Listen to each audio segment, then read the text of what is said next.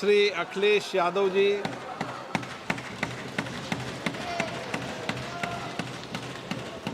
अध्यक्ष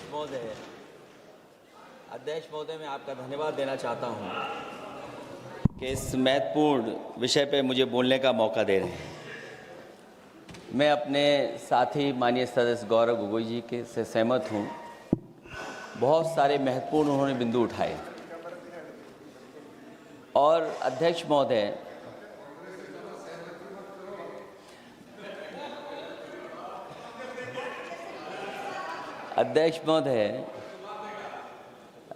मुझसे ज़्यादा मेरे रिश्ते शायद हमारे विपक्ष के लोग ज़्यादा जान रहे हैं और जितना विपक्ष के लोग नज़र रखेंगे, मैं समझता हूँ उतना रिश्ते और मजबूत हो जाएंगे।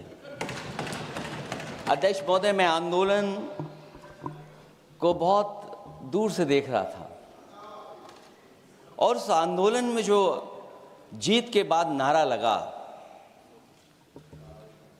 एक नारा लगा अध्यक्ष महोदय, सरकार के खिलाफ नारा लगा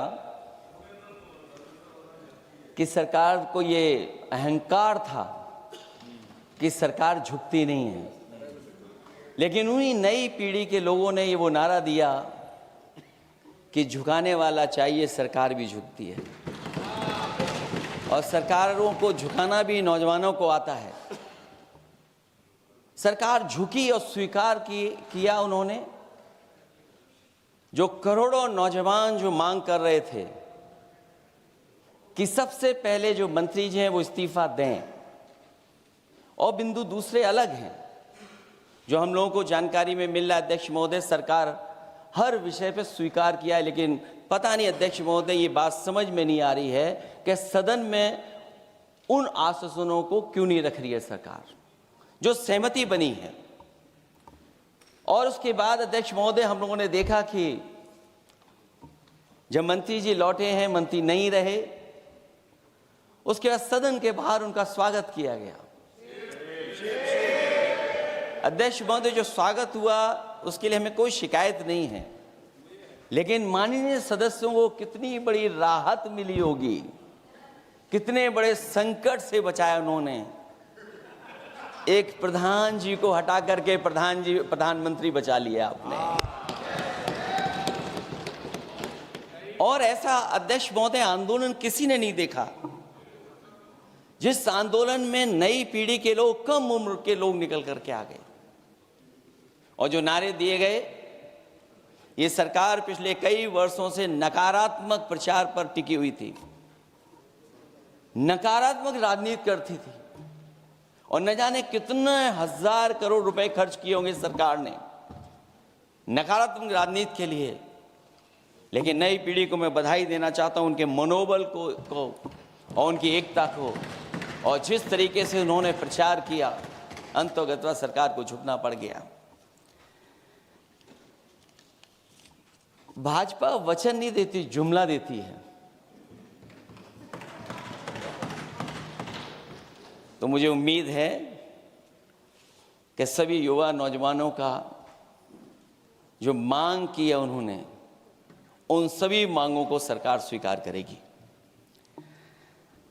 और सरकार ये भी स्वीकार कर लिया होगा कि कोई दल मजाक में बना तो कितनी बड़ा दल बन गया। जो कोई चीज मजाक से शुरू हुई वो कितना सीरियस हो गई, और इतना सीरियस हुई कि हमारी सरकार लोकतांत्रिक हो गई कि जो उनको धरने पे बैठने दिया। सरकार लोकतांत्रिक थी कि उन्हें धरने पर बैठने दिया। हमने वो भी समय देखा है कि जहां पर धरने पर नहीं बैठने दिया, वर्षों वर्ष लोग बैठे रहे धरने पर, उनकी सुनी नहीं गई। इसी दिल्ली को घेरा था किसानों ने, और सरकार को लगा कि चुनाव आ गया तो सरकार ने तीनों काले कानून वापस ले लिए। जब सरकार घबरा जाती है, डर जाती है, तो सरकार स्वीकार कर लेती है। इसीलिए वो नारा मुझे अक्सर याद आ जाता है कि झुकाने वाला चाहिए, सरकार भी झुकती है। जो विषय लाया गया है कि prevention of unlawful means act, सरकार को कम से कम ये बताना चाहिए था कि 2024 में जब ये लेकर के आए थे तो आज 2026 में कैसे पेपर लीक हो गया।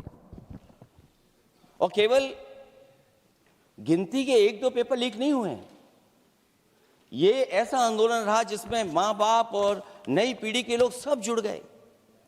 अगर हम ये माने कि 20 लाख बच्चों ने परीक्षा लिखी थी और उनके घर परिवार के सदस्यों को हम उसमें जोड़ दें, दादा दादी, माँ बाप और परिवार का कोई सदस्य, तो 5 लोग प्रभावित थे। और 5 गुना 20, 1 करोड़ लोग नाराज हुए सरकार से। और अक्सर हम पॉलिटिकल लोग हैं, हम लोग जानते हैं जब कभी आंदोलन करते हैं तो कितनी तैयारी करानी पड़ती है, गाड़ियों का इंतजाम, खाने का इंतजाम और इंतजाम। लेकिन ये पहला आंदोलन देखा कि जिसमें माँ बाप भी जुड़ गए और कहा कि जाओ बच्चों आंदोलन करो, हम आपके साथ हैं। ये पहला आंदोलन ऐसा देखने को मिला है। और केवल दिल्ली में नहीं हुआ ये, केवल दिल्ली में नहीं हुआ ये। अगर ये बात गलत है, अगर ये बात अध्यक्ष महोदय गलत लग रही है तो देश के होम मिनिस्टर साहब को ले आइए, वो सब एक्सप्लेन कर देंगे।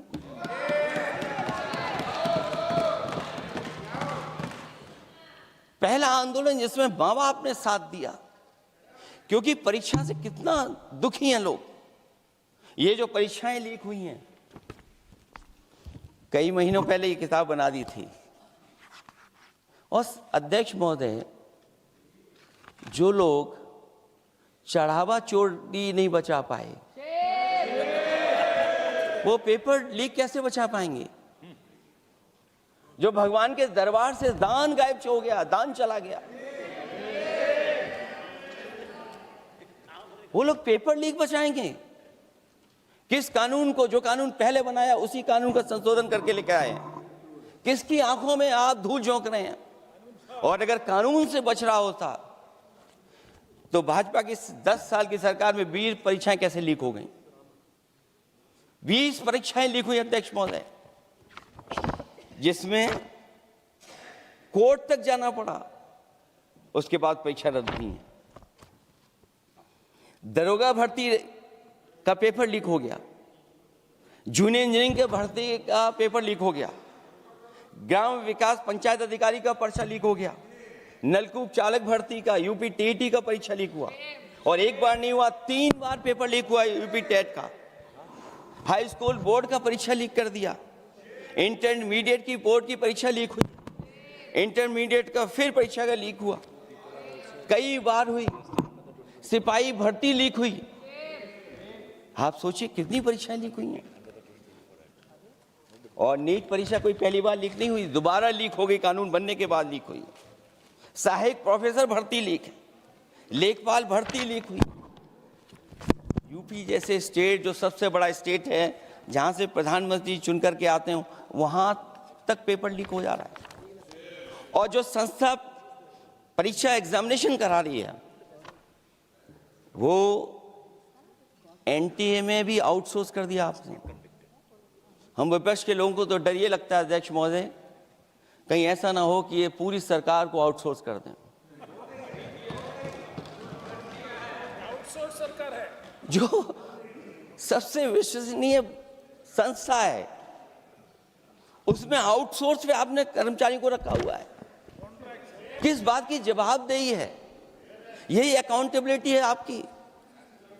कहीं अकाउंटेबिलिटी ये तो नहीं है, आप अकाउंटेबिलिटी को ये न कहीं समझ बैठे हो कि अकाउंट को भर दे वो एबिलिटी वाला ही हमें चाहिए?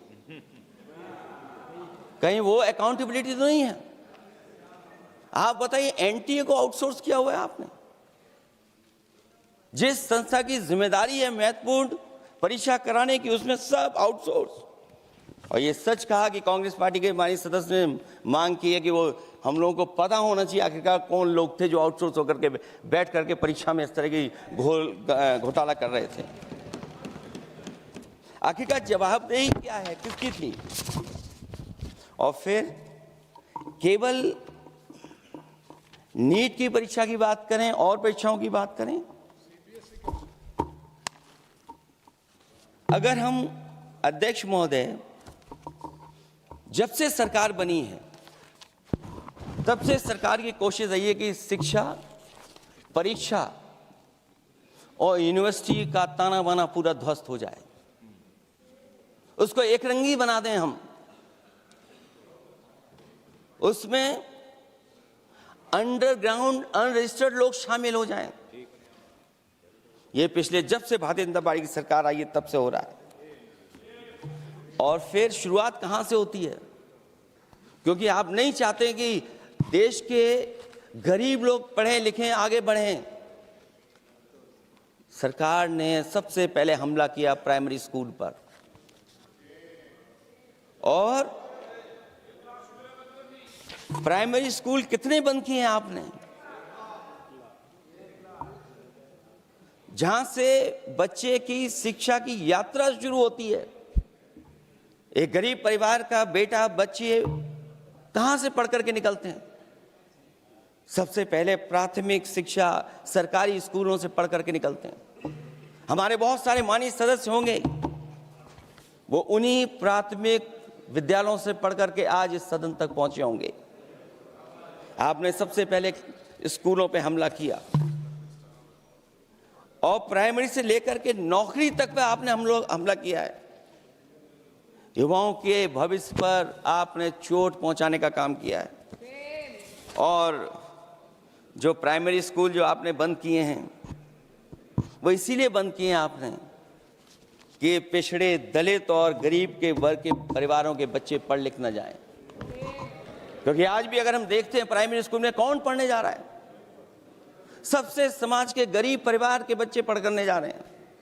सबसे पहला हमला आपने वही किया, और इसीलिए किया क्योंकि नींव पर ही अगर हमला होगा तो ये आगे नहीं बढ़ पाएंगे। जो आंकड़े सरकार के बताए गए हैं, 1 लाख से ज्यादा सरकारी प्राइमरी स्कूल बंद कर दिए सरकार ने। और अगर ये बात गलत है तो हमें उम्मीद है सरकार इस पर भी जवाब देगी। और अगर हम आंकड़े निकालें तो जो आंकड़े दिखाई दे रहे हैं, यूपी में सबसे ज्यादा प्राइमरी स्कूल बंद हुए हैं। और ये सरकार के आंकड़े हैं कि 7 लाख से ऊपर विद्यालय थे जो अब 6 लाख रह गए हैं।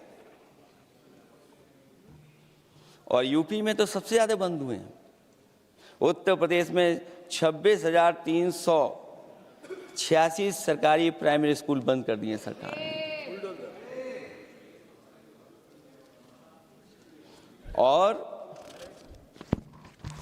केवल प्राइमरी स्कूल बंद नहीं किए हैं, नौकरी पे भी हमला किया है। 69,000 शिक्षक भर्ती को लेकर के बड़े पैमाने पर घोटाला किया गया। और घोटाला इतना बड़ा है कि वो सभी कोर्टों में गए हैं और पिछले कई वर्षों से आंदोलन कर रहे हैं। कोई स्थान नहीं बचा अध्यक्ष महोदय जहां पर वो शिक्षक भर्ती के लोग न गए हों। मंत्रियों के यहाँ गए, आंदोलन किया है, हाई कोर्ट गए, सुप्रीम कोर्ट गए। लेकिन देखिए सरकार भी कमाल की है कि सरकार उनको नौकरी नहीं देना चाहती। और इसलिए नौकरी नहीं देना चाहती है क्योंकि उन्होंने भर्ती गलत की है, और भर्ती में जिन लोगों का अधिकार छीना है वो सबसे ज़्यादा पिछड़े और दलित परिवार के बेटे, जिनका अधिकार इस सरकार ने छीना है। और ये अगर बात नहीं ठीक है तो हमें उम्मीद है कि सरकार इसका भी जवाब देगी। माध्यमिक स्कूलों को भी बंद किया जा रहा है, और बड़े पैमाने पे स्कूल बंद हुए हैं। और जो बोर्ड की परीक्षाएं लीक हुई हैं, पूरे देश में बड़े पैमाने पर बोर्ड परीक्षाओं के पेपर लीक किए गए हैं। अध्यक्ष महोदय, हम जानना चाहते हैं कि आखिरकार 10वीं और 12वीं के पेपर लीक क्यों हो रहे हैं? 10वीं और 12वीं के पेपर लीक क्यों हो रहे हैं? इसके लिए अगर कोई सरकार के पास जवाब हो तो बताएं।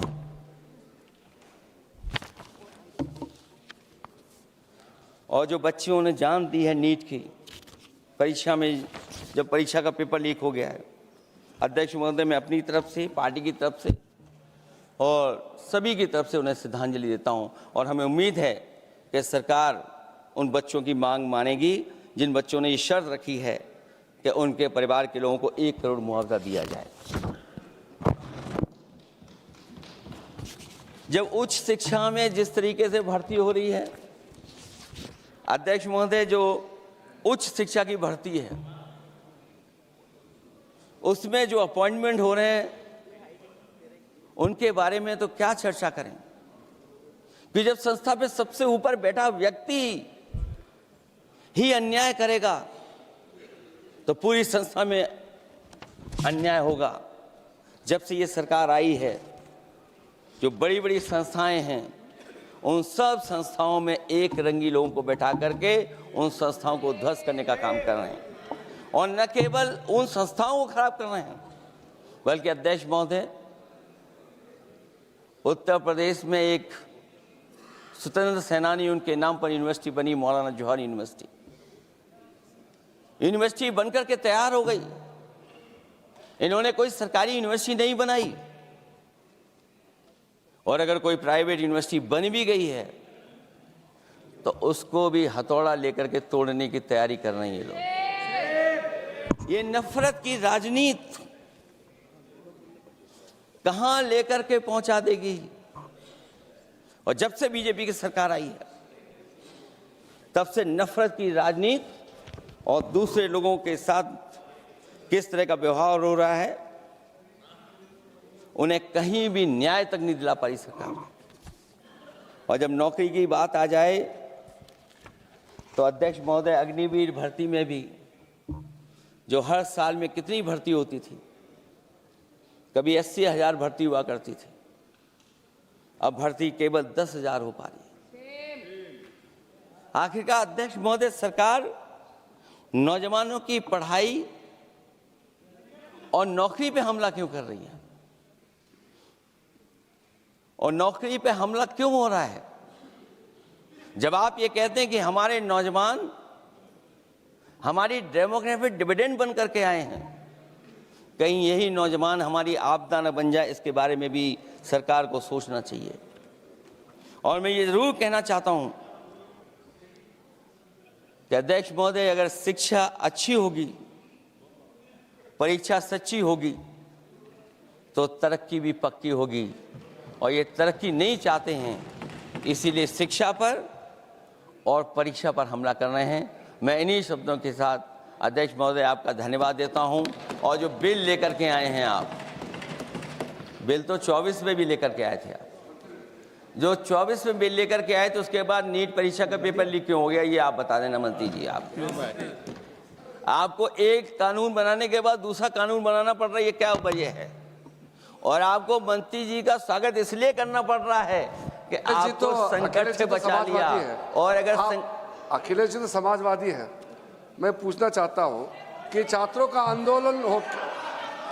आंदोलन के बाद सरकार उनका बात सुन के पार्लियामेंट में बिल लेके आता है, ये अच्छा है, या जो आंदोलन होता है तो उसको कुचलने के लिए देश में इमरजेंसी लगा देता है, वो अच्छा? आप बता दीजिए।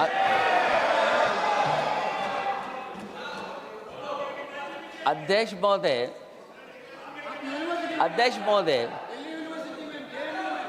महोदय, मैं इमरजेंसी को तो नहीं देखा हूं, लेकिन इमरजेंसी में क्या क्या हुआ है वो अभी दिल्ली की राजधानी में भी देखने को मिल गया है। आंसू के गैस के गोले और लकड़ी में लगा हुआ कुछ कील का और कांटे की चीजें, उस समय करंट नहीं लगाया जाता था, इस बार करंट लगाया गया। तो ये इमरजेंसी के बराबर ही हुआ है हमला, कम नहीं है। इमरजेंसी से कम अन्याय नहीं कर रहे हैं आप लोग। और याद करिए अध्यक्ष महोदय, अगर इमरजेंसी इन्हें याद आ गई है, अगर इमरजेंसी अध्यक्ष महोदय इन्हें याद आ गई है, तो इमरजेंसी के बाद भी परिवर्तन हुआ था, और हमें भरोसा है कि इसके बाद भी परिवर्तन होगा। और अध्यक्ष महोदय, मैं आखिरी में कहना चाहता हूं, कानून से नहीं, नियत साफ होगी तब नीट का परीक्षा साफ होगी। सवाल कानून का नहीं है, आपकी नियत साफ नहीं है। और जिस समय आपकी नियत साफ होगी तो परीक्षा भी साफ हो जाएगी। और हमारे साथी जो कुछ और बातें उठा रहे हैं, आज मौका नहीं है, लेकिन आपको भगवान भी माफ नहीं करेंगे, क्योंकि आप चढ़ावा चोरी में शामिल हुए हैं। और चढ़ावा ही नहीं, जो गुप्त दान था वो भी चोरी हुआ है, गुप्त दान। और ये पाप की श्रेणी में नहीं आता है, महापाप की श्रेणी में आता है। Akhilesh ji bill pay. और अध्यक्ष महोदय, आखिरी में मैं इतना ही कहना चाहता हूं, शिक्षा की रक्षा के लिए जो आंदोलन हुआ है वो हमेशा आंदोलन जीतेंगे। बहुत बहुत धन्यवाद, बहुत बहुत आभार प्रकट करता हूं आपका। Shri Abhishek Banerjee. Thank you, sir. I rise here today to